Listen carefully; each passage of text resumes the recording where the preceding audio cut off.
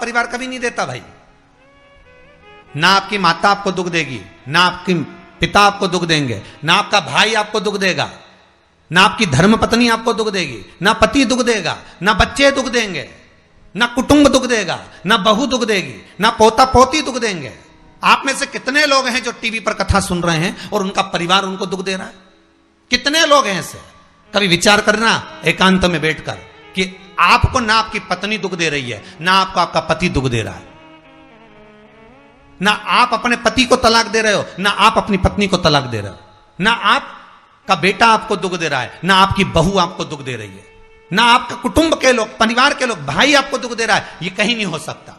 भाई भी आपको दुख नहीं दे रहा, ना आपके परिवार वाले, ना नातेदार, ना रिश्तेदार, ना मित्र, ना सखा, ना दोस्त, कोई आपको दुख नहीं देता। ये शिव महापुराण की कथा कहती है हमको लगता है कि हमारे परिवार वाले दुख दे रहे हैं, हमको लगता है हमारी बहू हमें दुख दे रही है, हमें लगता है हमारी सास हमें दुख दे रही है, हमें लगता है हमारा पति हमको दुख दे रहा है, हमें लगता है हमारे कुटुंब वाले हमको दुख दे रहे हैं। पर शिव महापुराण की विद्येश्वर संहिता कहती है ये कोई आपको दुख नहीं देते, दुख आपका पूर्व का कर्म आपको देता है। ये जितने भी मिले हैं ना आपको, रिश्तेदार, नातेदार, कुटुंब, भाई, बंधु, सखा, पत्नी, पति, पोता, पोती, ये जितने लुटेरे मिले हैं, ये जितने अपशब्द कहने वाले मिले हैं, ये जितना ताने देने वाले मिले हैं, ये जितना गाली देने वाले मिले हैं, ये जितना उंगली उठाने वाले मिले हैं, ये कोई दूसरे नहीं, तुम्हारे पूर्व कर्म के कोई ना कोई पुराने ही होंगे जो तुम्हारे साथ जुड़कर तुम्हारे टांग खींचने के लिए सामने खड़े हुए हैं। ये कोई तुम्हारे होंगे।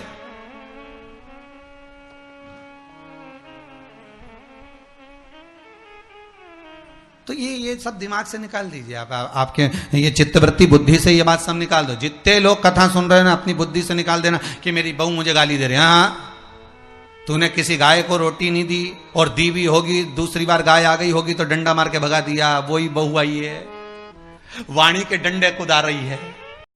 कोई बेटा अगर नहीं सेवा कर रहा, कोई बेटा नहीं पूछ रहा, समझ लेना पूर्व में हमारे बुजुर्ग, कोई दादाजी होगा, कोई दादी जी होगी, कोई ससुर जी होगा, कोई जेठ जी होगा, हो सकता है किसी की हमने सेवा नहीं करी हो और वही बेटा बनकर आया, आज हमारी सेवा नहीं कर रहा। कर्म कर बंदे वरना पछताएगा, भगवान की आंखों से तो बच नहीं पाएगा, तू बच नहीं पाएगा।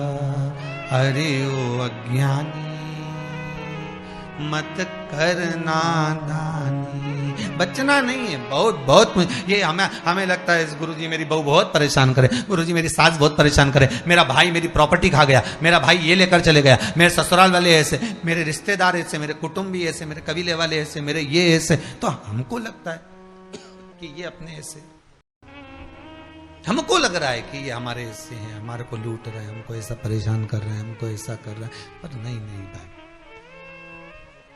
शिव महापुराण की कथा कहती है कोई हमको कष्ट नहीं देता।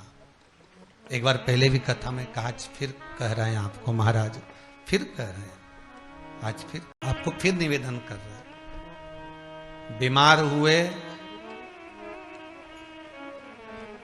देवास में, बीमार हुए भोपाल में, बीमार हुए सीहोर में, बीमार हुए कहीं, डॉक्टर को दिखाने जा रहे हैं इंदौर, डॉक्टर को दिखाने जा रहे हैं भोपाल, डॉक्टर को दिखाने जा रहे हैं देवास, मुंबई, पुणे, जहां तहां हम डॉक्टर को दिखाने के लिए जा रहे हैं। वहां हॉस्पिटल में हमने सुई लगवाई, इंजेक्शन लगवाया, वहीं से कहीं कुछ चीरा फाड़ी कर दी, ऑपरेशन कर दिया। जरा विचार करना कभी एकांत में बैठ कर कि रहते यहाँ थे, दवाई लेने पहुंचे वहां, इंजेक्शन वहां लगवाया, बताओ ऑपरेशन वहां करवाया। तो इतने सारे हॉस्पिटल, कहीं ना किसी ने कहा सूरत भी जा सकते हो, किसी ने कहा अहमदाबाद चले जाओ, किसी ने कहा वहां चले जाओ, कोई कहे पुणे चले जाओ, कोई कहे मुंबई चले जाओ, कोई कहे इंदौर चले जाओ, कोई कहे भोपाल चले जाओ। पर रहने वाला कहाँ का और जाकर ऑपरेशन करवा रहा है कहां पर? विचार करिएगा। रहने वाला कहां का और इंजेक्शन लगवा रहा है कहां जाकर? जरा विचार करिएगा। और कितने डॉक्टर, ऑपरेशन करने वाला कोई विशेष, कितनी डॉक्टर सिस्टर, इंजेक्शन लगाने वाली कोई, लगाने वाली कोई विशेष वहां बैठी है। उसको तुम नहीं पहचानते, वो आपको नहीं पहचानती। अभी कोरोना का टीका लगवाया होगा, वैक्सीन लगवाई होगी, इंजेक्शन लगवाया होगा कोरोना महामारी का, लगवाया सबने। अब लगवाया तो उसमें आपके मन में विचार तो आया कि ना तो हम इस सिस्टर को पहचानते, ना हम इस डॉक्टर को पहचानते, गए और सुई लगवा के आ गए, पर उसने हमको कष्ट तो दिया, भले वो थोड़ा सा चुभाया पर कष्ट तो मिला। पर विचार करा कि ये क्यों मिली, कारण क्या था, इसी ने क्यों चुभाया। हो सकता है पूर्व में तुमने भी इसको कोई कष्ट दिया होगा, हिसाब बराबर करने के लिए यहां लाके छोड़ दिया। वो दुनिया के लोगों ने कहा है ना कि ये कोरोना महामारी को उपजने वाला, वो चीन के ऊपर लोगों ने कहा कि उन्होंने इस कोरोना महामारी को प्रकट कर, अब उनने तो कर दिया, उनने तो संसार में विनाश का कारण बना दिया, पर फिर प्रकृति ने क्या करा आज की स्थिति में, प्रकृति क्या कर रही है फिर वो भी अंदाजा लगा। कहीं मालूम पड़े मिट्टी हवा में उड़ रही है, ऐसी उड़ रही है गीली कि सब गाड़ी ने बंगला सबके धो दिया उसने। फिर बचा कुचा था, पानी की बाढ़ आ गई। अगर हम दूसरे को कष्ट दे रहे हैं, हम दूसरे पर उंगली उठा रहे हैं, हमने एक उंगली अगर किसी पर उठा दी, हमने उंगली उठाकर कह दिया वो ऐसा है, उसने ऐसा करा, उसने वैसा करा, हमने एक उंगली उठा दी, भले तुम विद्वान हो, भले तुम्हारे में विद्वत्ता है, पर हम किसी पर अगर एक उंगली उठा रहे हैं तो ये 3 उंगलियां हमारे भीतर जा रही है कि अपने अंदर झांक कर देखो कि आप कैसे हो, अपने भीतर झांक कर देखिए कि आप में क्या तत्वता है। जो हम दूसरे में कुछ खोट देख रहे हैं तो हम में कितना खोट भरा होगा, हम में कितना कपट भरा होगा, तभी तो सामने वाला कपटी नजर आ रहा है। जैसा चश्मा लगाओगे सामने वाला व्यक्ति वैसा ही तो दिखेगा, लाल कलर का लगाओगे तो लाल दिखेगा, काला लगाओगे तो काला दिखेगा, पीला लगाओगे तो पीला दिखेगा। नेत्रों में जो काम, अगर अहंकार है तो अहंकारी दिखेगा, लोभ है तो लोभी दिखेगा, वासनावान है तो वासनावान दिखेगा, तृष्णावान है तृष्णावान दिखेगा, चोर है चोर दिखेगा, कपटी है कपटी दिखेगा, बेईमान है बेईमान दिखेगा, अज्ञानी है अज्ञानी दिखेगा। आपकी दृष्टि जैसी होगी सामने वाली की सृष्टि वैसी ही नजर आएगी, सामने वाला व्यक्ति आपको वैसा ही दिखेगा। आपका चित्त अच्छा है, आपका मन अच्छा है, आपके दिल अच्छा है, आपके भाव अच्छे हैं, सामने वाला भी वैसा ही नजर आएगा। भगवान कृष्ण ने भेजा था दुर्योधन को अच्छा ढूंढने के लिए, एक अच्छा नहीं मिला। युधिष्ठिर को भेजा था पूरी पृथ्वी पर से कोई बुरा व्यक्ति ढूंढ कर लाओ, युधिष्ठिर को बुरा नहीं मिला, क्योंकि उसकी युधिष्ठिर की बुद्धि में, चित्त में ये भरा था, उनकी वृत्ति में ये भरा हुआ था कि बुरा कोई है ही नहीं, संसार में कुछ ना कुछ अच्छाई दिखी जाएगी। बुरा जो देखन में चला बुरा न मिलिया कोई। हम देख रहे हैं, हम चित्तवृत्ति से, हम विचार।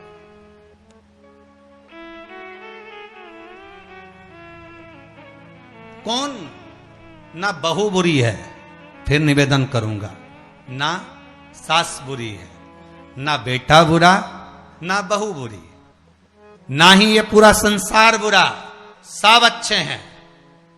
फिर बुरा क्या, अपना कर्म जो हम कर कर आए हैं उस कर्म का भोग संसार में आकर भोगना पड़ेगा। एक रोटी भी हमको खाने को मिल रही है तो हमारे पूर्व के किए हुए कर्म के अनुसार मिल रही है। दुख भी अगर हमको मिल रहा है तो हमारे पूर्व के कर्म के अनुसार मिल रहा है। सुख भी मिल रहा है तो हमारे पूर्व के कर्म के अनुसार मिल रहा है। हम जैसा कर्म करें उसके अनुसार हमें फल मिल रहा है।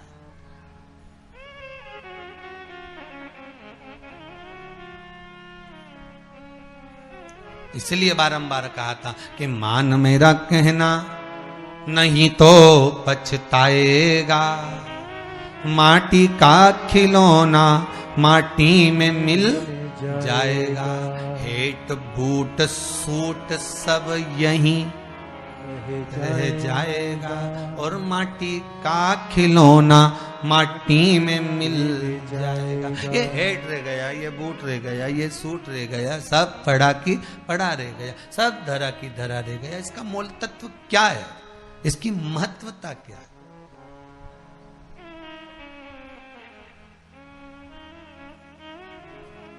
इसकी मूलता कुछ नहीं, इसकी मुख्यता कुछ नहीं, इसकी महत्वता कुछ नहीं।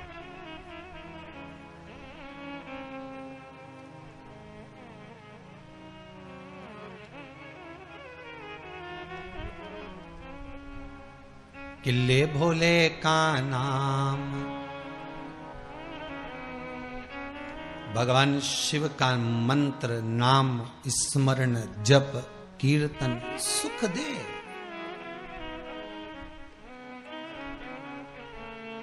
और वो सुख कोई साधारण नहीं हो सकता। वो सुख का आनंद, वो सुख का भाव बढ़ता चले जाता, आनंद बढ़ता चले जाता।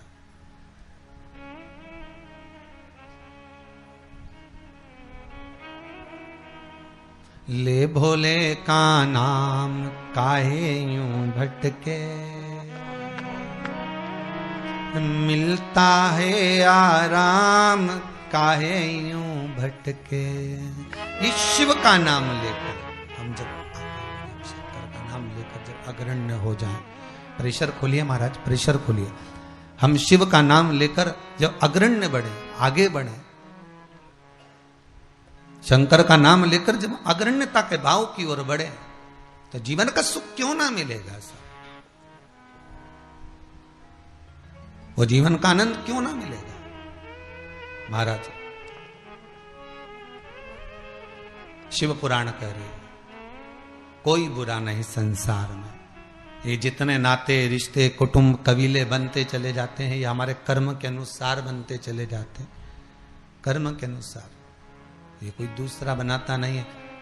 जैसा पूर्व में कर कर आए हो, वैसा आपके सामने आपका व्यवहार सामने वाले का प्राप्त होगा, वैसा व्यवहार प्राप्त होगा।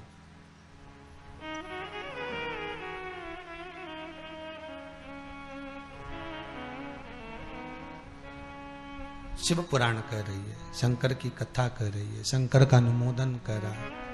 महाराज अच्छी संगत में बैठोगे, अच्छी संगत में अगर विराजमान होगे तो सुख अपने आप मिलेगा। माता के गर्भ से अगर आपका जन्म हुआ है तो कुछ अच्छा करने के लिए ही हुआ है। अगर आप बैठकर आस्था चैनल के सामने शिव महापुराण की कथा सुन रहे हो तो अपने आप को गौरवान्वित महसूस करना। थोड़ा न थोड़ा परमात्मा की कृपा, पूर्वजों का आशीर्वाद आपको ऊपर हुआ है, इसलिए आप शंकर की कथा को सुन रहे हो, शिव का भजन कर रहे हो। श्रावण के महीने में आज शिवरात्रि के दिन शंकर का अनुमोदन कर रहे हो।